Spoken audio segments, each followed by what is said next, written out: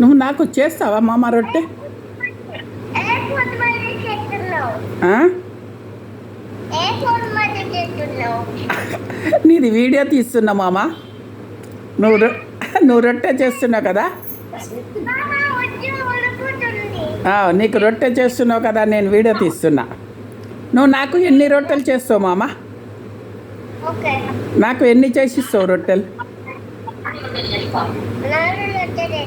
4 చేసిస్తావా? మరి కూర ఏమంటావు మామ? కోడి కూర వండుతావా? కోడి కూర వండుతావా?